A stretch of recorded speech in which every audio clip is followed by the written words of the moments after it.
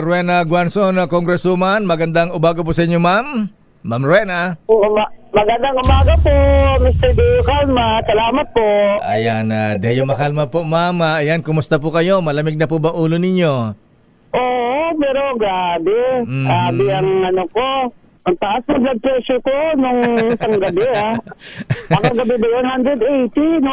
Over Wow. 110? Grabe. Mababa pa yun. At least hindi... Buti na lang na, natawag ko yung security. Kasi hindi talaga siya aalis sa mukha ko, eh. Talaga. Hindi niya ako tinatantanan. Talagang sinundan-sundan po ba kayo? Hindi, nakatayo lang kami doon dalawa. What happened was, nakakain ako ng spicy na noodles. Sabi ko sa friend ko, dito ka lang, inahanap ako ng water. So, pumunta ako doon, may katabi akong babae at lalaki na may kausap sa vendor. Naghintay naman ako. Tapos, kumati ang lalamunan ko, inubok ko. Pero hindi ko inubok sa harap nila.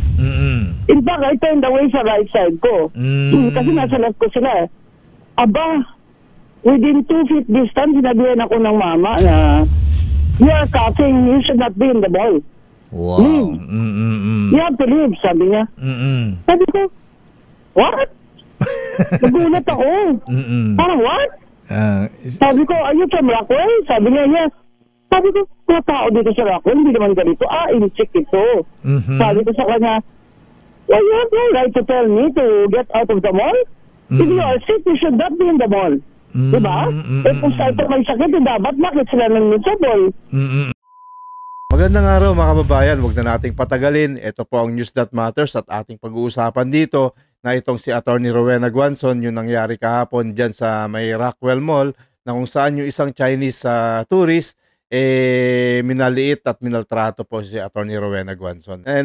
Kinampihan niya na lang yung sarili niya, dinefend niya lang po yung sarili niya dahil nga po yung isang Chinese official pinapaalis po siya dun sa mall na yun, nasaktan po si Atty. Rowena Guanzon. Siyempre bilang tao po, kailangan mo ring irespeto yung tao at huwag mong paalisin, kausapin mo lang maayos. I-defend lang po ni Atty. Rowena Guanzon yung kanyang sarili mga kababayan. At dahil nga po sa nag-viral po yung video na yan, yung mga dilawans, talagang binabash po itong si Atty. Rowena Guanzon mga kababayan.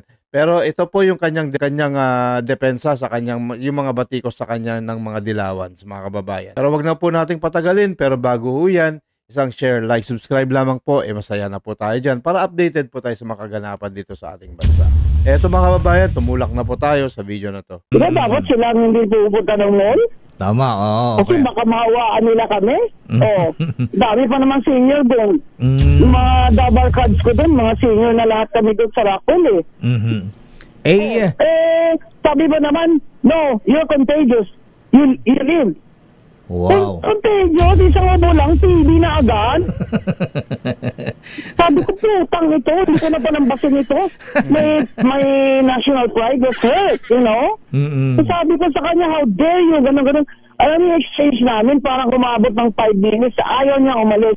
You're the one who should leave, sabi ko. Talaga, oo. Saka harap-harapan, finally yung guard, yung asawa niya, hindi naman siya hinihila, hindi naman siya, sabi ko, hindi aalis ito, hindi rin ako aalis. Tinawag ko yung security guard na tawagin yung security. Tinanong ko pa nga mga tao, ladies and gentlemen, this man wants me to leave the mall because I coughed once. Is he correct? Is he right? Sumagot nga mga taga-Rockwell ng no. Ibig na sabihin lahat kami doon ng mga matatanda na inuubo naman talaga kami kung minsan. Ay paalisin niya kami doon sa Rockwell. Isa pala pang hindi taga-Rockwell Ba't na kami paalisin? Kung masama pala pakiramdam ng asawa niya, ba't sila nag-mall doon sa Rockwell? Sus mio. Mama, saan pa doon ng mga matatanda? Yun akong grabe talaga. Sinabi pa sa yun talaga, Dio, yung pinaka. Yung sinabi sa akin, you don't have money to buy a mask? You should wear a mask? Doon talaga ako, visit ka, mata pobre ka. Commissioner, gaano ba ang layo ninyo nung kayo po ay naubo at kayo ba ay umubo sa harapan niya? 2 feet away. At nung alam ko na, di ba, Makati ang lalamunan ko, alam ko na nauubo ako. Hindi naman ako umubo. Kahit doon sa police station, sa guard station, kahit wala naman talagang ubo, ay mas mati. I never go out when I have a cup because, you know, it's dangerous. I'm already 68. So, ang sabi ko sa yung 2 feet away ako sa kanila, tapos nung alam ko na nauubo ako, I moved my face away from them. Hindi ako umubo sa harap nila. Ano ba? Diyos ko, maawa naman kayo sa akin. Ang tagal ko kayang matanda na ako. Dapat alam ko na yung mga protocol na yan. At saka, kaso pinagpentiestahan ako ng mga akbayan. Yung mga akbayan, tumigil nga kayo dyan, ha. Ito naman si Llamas, post pa siya na, bumaba self-esteem ko, wala akong Rolex at wala akong Gucci. Llamas, marami ka namang baril. Bakit mababa ang self-esteem mo? Di ba tanghuli ka ng illegal possession ng firearms? Di ba, Llamas, nahuli ka ba nga bumibili ng mga fake na DVD? Bakit naman kung wala kang Rolex at wala kang Gucci, mababa ang self-esteem mo? Ay nako mga kababayan, yung mga dilawans na yan, yung mga talunan na dilawans na yan, nagpapapansin lang po yan, Madam Rowena. Huwag niyong pansinin yan dahil kulang sa pansin yan. Diyan sila tumitingin yung mga mali ng isang tao. Instead na makatulong yung mga dilawans na yan, dun sila naninira ng mga tao, nagpapapansin, kulang sila sa pansin, nagpapakitang gilas sa mga tao, nagpapabango pero wala naman ho silang may ambag dito sa gobyerno natin. Sila na nga po yung nanggugulo, dinadagdagan pa na yung problema ng bansa natin. Wala na nga silang ambag, papansin pa sila. Hayaan nyo lang po yan, Madam Rowena. Kailangan ko Llamas, kung mayaman talaga ako. Hindi ko naman ninakaw yung Rolex at Gucci ko, ha. Kung ikaw mag-Rolex, ay maghihina na talaga kami. Ninakaw mo yan. Kasi ano ba naman ikaw? Sumikat ka lang nung presidential assistant ka. May Pinoy at katabi ka ni Risa Ontiveros lagi. Diba? Tinanong pa nga si Risa Ontiveros ni Winnie kung kabit mo siya. Ano Llamas? Right? Alam mo, Dio, ako. Yes, ma'am. I'm very, very friendly. Politiko din naman ako, nag-commissioner ako, lahat ng mga ito nagtingin ng tulong sa akin.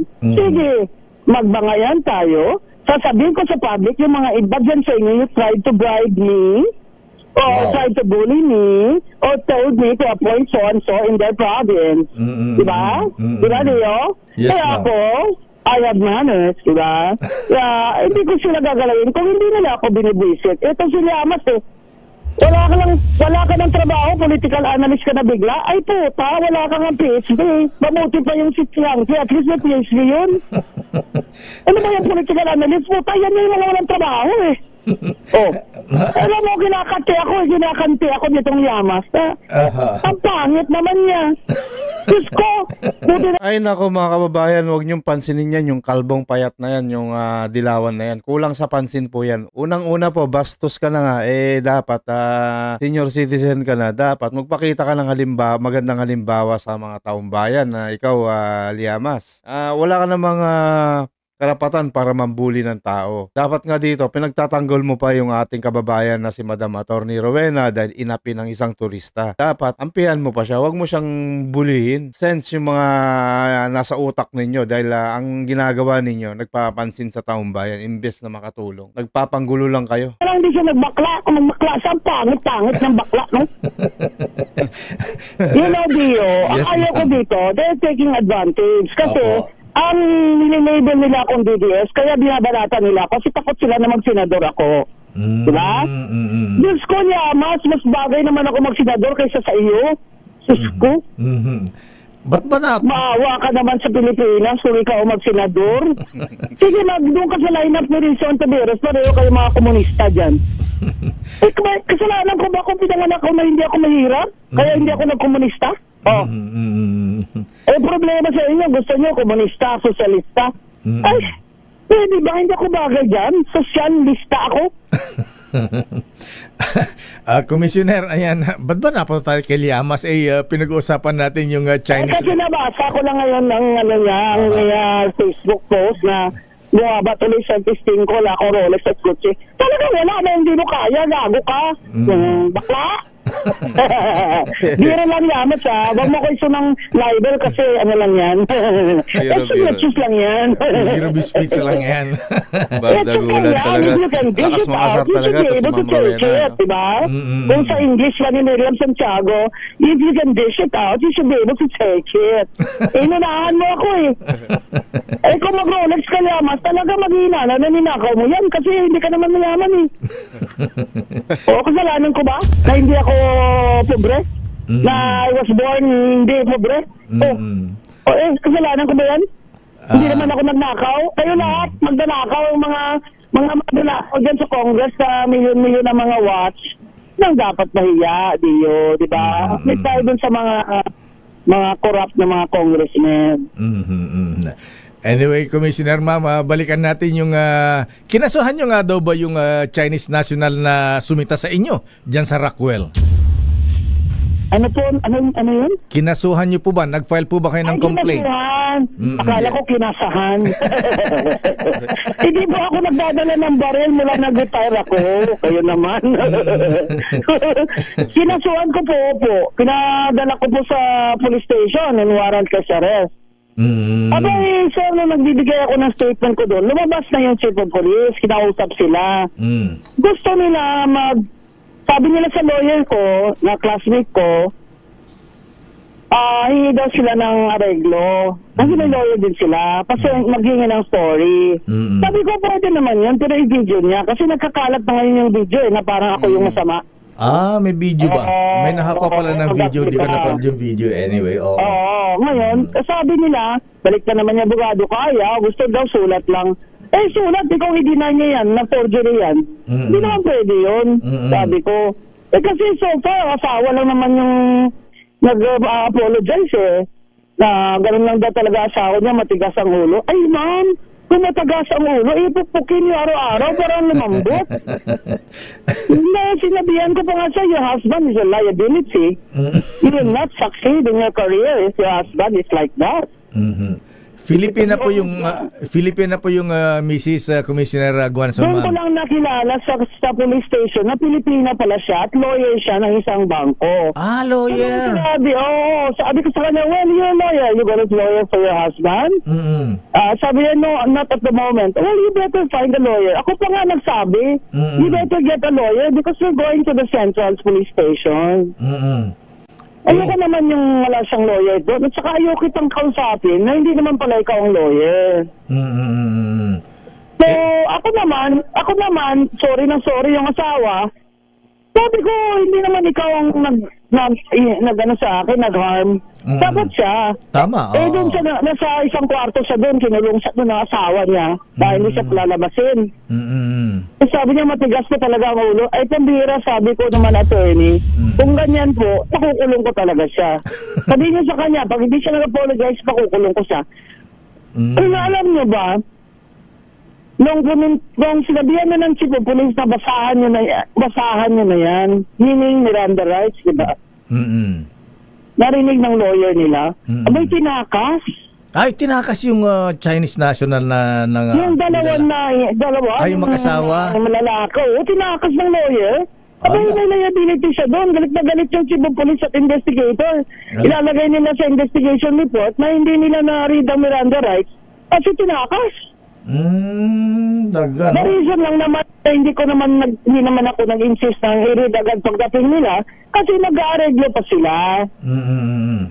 Nag-aareglo sila na mag-apologize sila Ano po ang pangalan, Commissioner, nung mag-asawa na... Chong. Ano pong full name? Ano pong full name? Di yun ako yung full name. Manix Chong. M-A-N-I-X Chong. Manix. Yun lang sa ID. Yun lang sa ID niya. Manix Chong. Taga saan po siya? Sila? Ay, hindi po sila taga Rockwell, pero hindi ko na nakita kung taga saan sila. Hindi po sila taga Makati. Pero pambira naman, kami pa nakatira doon, ako pa palayasin niya. Grabe naman, ang lakas naman ng loob niya. Sabi ko nga, ang Pilipino, hindi ganun Diba? Pag may ubo na matanda. Opo, iniintindi. Diba? Pag may ubo na matanda, sasabihin mo pa, hi ma'am, Dilid Watcher, di ba ganun? Ayan. Ganun naman Diyan sa Rockwell, ganyan naman daw mga tao dyan, mga coaches o babait. Di ba ganun tayo mga Pilipino? Kaya alam ko na hindi siya Pilipino kasi ginawa niya rin sa akin. Walang Pilipino na gaganito. Akala ko, ma'am, Pilipino, napaka sa mga helpful sa mga senior citizens. Oo, tama. Akala ko nung ini-expect nyo ba na nung umubo kayo, sasabihin niya, bless you. God bless you. Hindi po ako sa katabi niya. Dapat na ako tatabi sa kanya. I was like 2 feet away from there. Hindi na lang tinitingin niya ako ng cookies habang nakapila. Kasi nauna sila sa pila Okay, alam mo, Deo, sa'yo ko lang ito na kwento kasi alam mo, I feel comfortable with you. So, pwede mo i-replay ito 3 times a day today if you like. That will be helpful to me. Kasi itong mga kalaban ko sa politika, dahil sabi nila nag-DDS na daw ako, kinukontra nila ako. Oy, mga hangal, baka nakalimutan nyo. Ako lang ang pinayagan ni Leni Robredo tumayo dyan sa mga rally niya at magbanat kay DDM. Ako lang. Ang hindi kandidato for senator na allowed na inimbita dyan. At ako lang ang bumanat kay BBM, sabi bangag siya. Kayo lahat. Wala kayo. Wala kayong banat kay BBM dahil syukot kayo kay BBM. At yung mga may insertions din kayo Naku, pag ako kinalaban nyo talaga. May mga insertions kayo dyan may tawag mo. Insertions, parehas lang yun. Mas rehas din yun. Kung ba kayong presidente, tapos ako kakalabanin nyo. Abang, huwag niyo ako kalabanin. Hindi naman sa sa pagyayabang. I have 535 million views in my Facebook. O kayo, ilan? Tapos ako kakalabanin nyo. Wala namang ginagawa sa inyo. Ngayon, sasabihin ko na, may mga kabit nga kayo dyan may mga kabit kayo dyan, saka saan nyo kinuha yung mga pera nyo ng pambili ng mga kondo nyo, ha? Aber? Pag ako kinalaban nyo, wala kaya akong ginagawa ngayon, marami akong time. Imbis na mag-sympathize pa kayo sa akin dahil matanda na ako, ay ganyan talaga yan si Rowena. Pag ginalaban mo, ay nako talagang volcano. Ganyan. Hindi ginamit pa. Opo. Babanatan pa ako. Sus Mariotset. Alam nyo, ako kung masaya lang akong tao diyo, di ba? Babakla-bakla lang nga ako para matawa lang ang mga tao. Sometimes yung message ko, binabakla-bakla ko nga para magdikit sa ulo ng tao Pero itong mga ginagawa ni Llama sa akin, kabaklaan na ito. Harapin mo ako. Ano ka ba? Magpa-interview tayong dalawa. Naman. Papatulan kita kahit wala kang master's degree sa Harvard. Kala ko sasabunutan mo. Kalbo po yun. Talo ako doon sa sabunutan. Yung buhok na sa kilikili lang Alam mo, itong si Llamas, pag hindi ka nag-sorry sa akin talagang sasagutin ko siya talaga. Sige, magpa-interview tayong dalawa para makita mo kung sino mas magaling. Ikaw ang pinakamagaling. Di ba? Mahirap itong ginagawa sa akin ni Llamas at of course, akbayan trolls, di ba? Huwag niyo na po akong kalabanin at wala naman po akong plano na sumali dyan sa politika. Pero pag kayo ang tumakbo, ay tatakbo na lang po ako para makampanya kayo kontra. Ayan, ginalit na nila ako. Makalma lang po, Commissioner. Chill lang po. Ayan, chill lang ako. I'm going to Iloilo to speak in a national conference of accountants. Siyempre, may blackboard ako doon. Sabihin ko, sige, mag-accounting na tayo ng mga ninakaw ni BBM since 2022. Di ba? Kasi hindi pwede tayo magkwento ng state of the situation of our country kung hindi tayo mag-focus sa economic na disaster ni BBM. Basta magdala po kayo ng face mask, Commissioner. Ay, Ayoko nga. Pero plano lang ako nagme-Merry Christmas kasi baka mahawa ako ng mga walang Rolex. Dio, thank you so much. Thank you very much, Commissioner Ma'am. Thank you and good morning. Ayan. I always enjoy Ingat po kayo. talking to you. Thank you, ma'am. thank you. Mahabi. Ayan po mga kababayan, narinig po natin yung interview dito kay Atty. Rowena Guanzon na kung saan nagkaroon po ng tension nung nasa Rockwell po siya kasi nga po yung isang tourist Chinese na napakahambog po at napakamata pobre nalipusta po yung ating kababayang si Madam Atty. Rowena Guanzon. Dapat po irespeto po natin kahit sino po yung tao. Kung mayaman ka, wag ho nating pagtabuyan yung ating kababayan. Lalong-lalo na at dayo lang po kayo dito sa bansa namin, magpakita po kayo ng respeto para irespeto po kayo ng mga Pilipino.